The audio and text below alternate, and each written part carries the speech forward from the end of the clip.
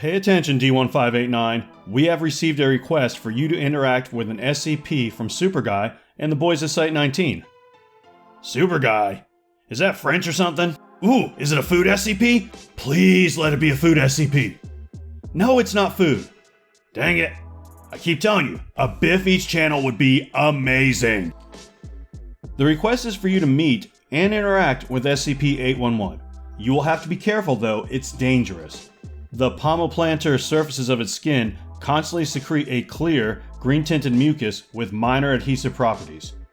This mucus does not appear to have any effect on SCP-811's own tissue, but any other organic material it comes into contact with begins to rapidly decompose through processes not fully understood, reducing the matter into a slightly viscous black liquid. English, Doctor, it's not just for tea-drinking hosers anymore. It puts out a mucus from its hands and feet that will hurt you. Wow, that sounds lovely. Hey, give those jerks at Site-19 my regrets, but I ain't doing it.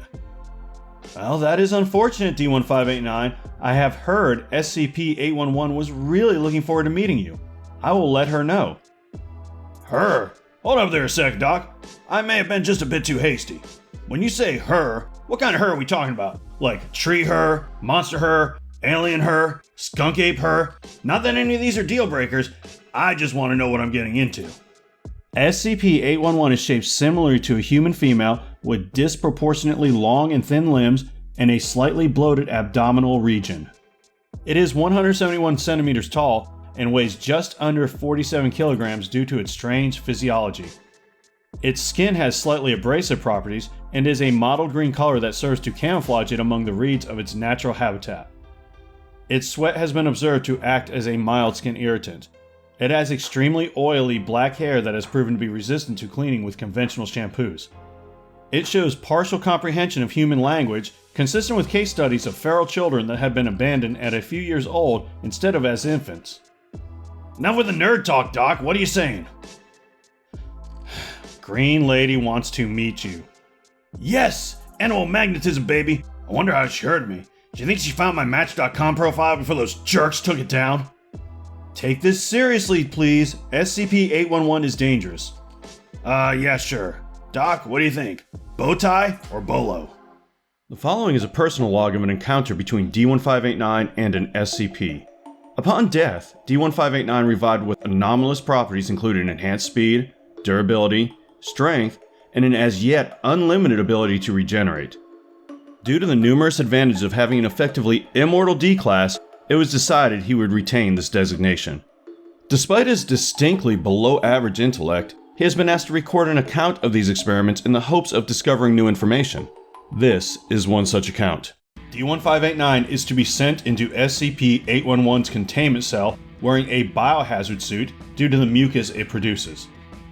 This mucus reduces organic material into a slightly viscous black liquid. SCP-811 can then absorb said liquid through its skin and directly into its circulatory system.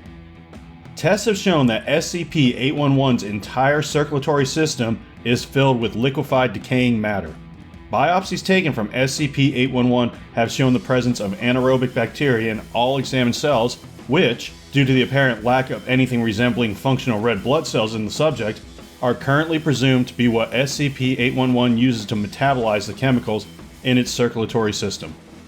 SCP-811 does not defecate or otherwise produce feces in the traditional sense, and entirely lacks a small or large intestine. Instead, cellular waste and substances SCP-811 is unable to metabolize collect in what is, anatomically speaking, its stomach.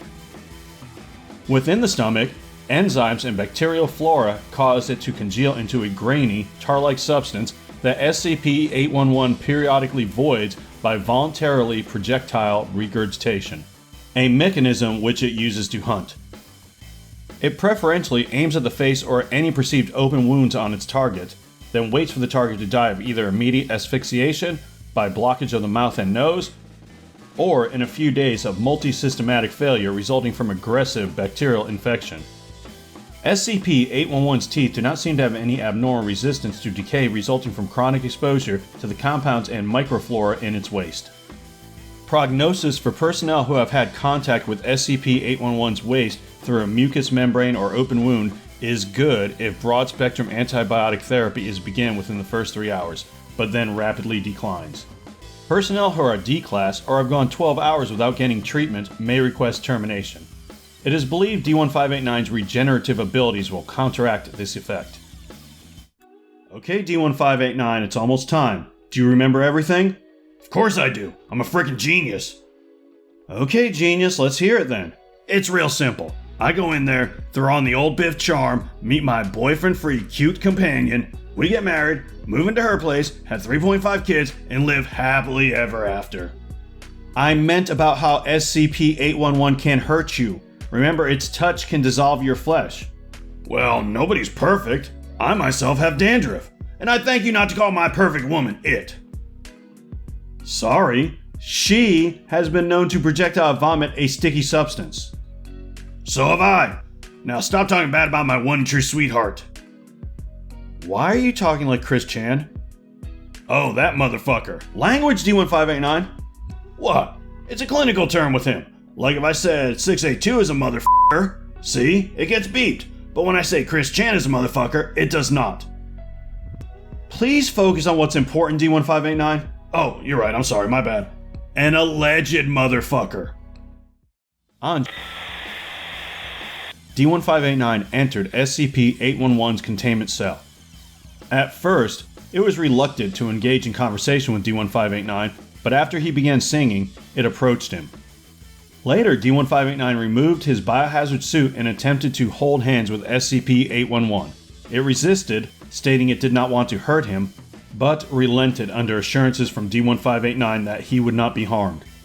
As expected, its mucus began to decompose D-1589's hand, though his regeneration ability prevented more than superficial damage.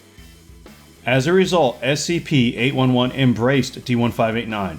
Later, when SCP-811 regurgitated on D-1589, professing it to be a nervous reaction, he was able to remove the tar-like substance with little effort.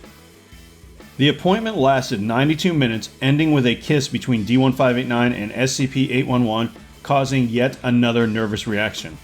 During post-meeting interviews, both D-1589 and SCP-811 requested a second meeting. You know, some people have it, some people don't. I have so much of it should be named after me. I really can't help it the ladies are so into me. It's kind of a curse to be so desirable if I'm being honest. As for my new and truest love, she is just so cute and shy. She was hiding when I first came in. That's okay. Old Biff knows how to break the ice. Through music, of course. My milkshake brings all the boys to the yard, damn straight. It's better than yours. That's right, it's better than yours. I could teach you all, but I'd have to charge. Putty in my hands. I do admit, I was a little bit surprised she was already naked, but I guess I just have that effect on women. She has the cutest little ticks. Like when I told her her eyes are as beautiful and green as Kermit the Frog, she barfed on me. I think I'm in love. Now there were a few hiccups, like when I held her hand and my hand kind of melted a little bit, but it's still the best first date I've ever had. I think she might be the one. Sorry ladies, looks like someone has finally tamed this wild stallion. I do kind of hope she gets over that nervous vomiting thing soon. It happened again when I went in for a goodnight kiss. She, threw up in my mouth. Not that I'm complaining, mind you. Normally Mistress Leather charges like $89 for that kind of thing. But it was a bit hard to breathe, and I think I might have, died. But hey, no relationship is perfect. The second meeting lasted 6 minutes. I can't believe she dumped me. Me.